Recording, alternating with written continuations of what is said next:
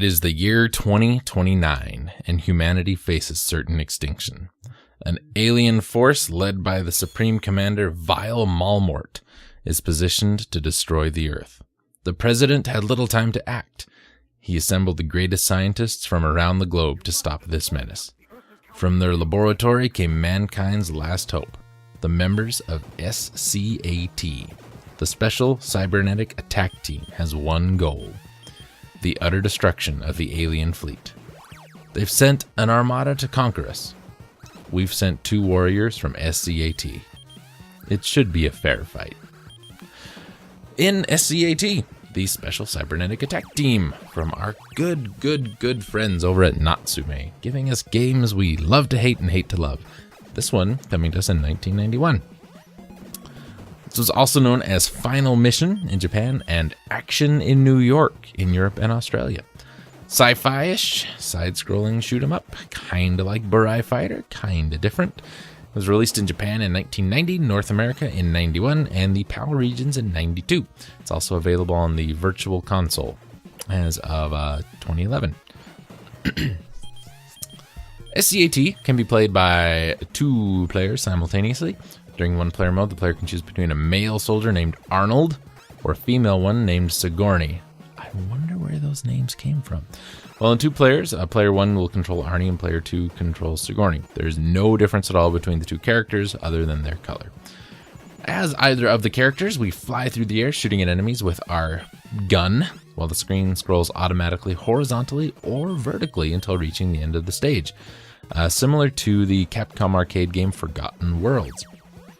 While we can fly in 8 directions, we can only shoot left or right.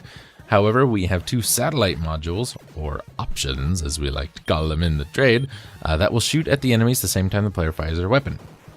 The satellites will orbit around the player by default, with one orbiting atop and the other below.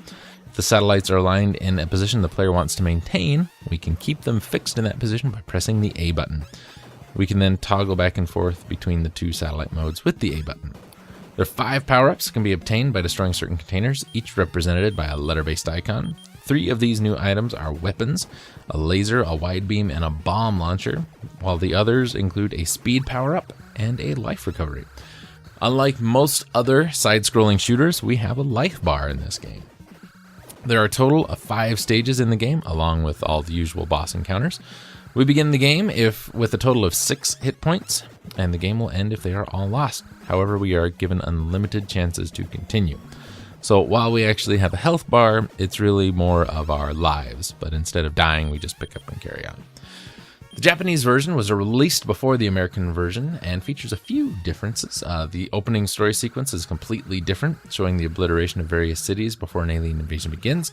Instead of selectable male or female main characters, the player controlled palette-swapped male soldiers.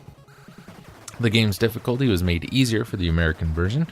Instead of 6 lives, we get 3 lives, and any upgrade they possess is lost when we're hit. Player satellites also function differently. Instead of orbiting automatically, they're aligned by the player while moving left or right. Their firepower is also weaker. The map shown before each stage in the American version was also not in the original Japanese version. The European version, Action in New York, is almost identical to the American version. Besides the title change, the names of the main characters were changed from Arnold and Sigourney to Silverman and Sparks. Their respective likenesses to their namesakes, Arnold Schwarzenegger and Sigourney Weaver, did I spoil it? Were left unchanged. The team affiliation was also changed from S.C.A.T. to S.A.T. Special Attack Team, which was probably smart. So, what can I tell you about this game? Great. It's just great. It's a really, really fun side-scrolling shooter from Natsume. Natsume, of course, bringing us Shatterhand, Abadox, Shadow of the Ninja, Harvest Moon. Yeah, Natsume. Pocky and Rocky. Oh, boy. Good games from Natsume. Even though the American version is easier, it's still kind of a challenging game. It's just solid. Can I tell you? There's not much that really stands out about it that makes you want to look at the game and say, oh yeah, this game is great because of A, B, C, and D. But you look at the game and you say, this is just a great game.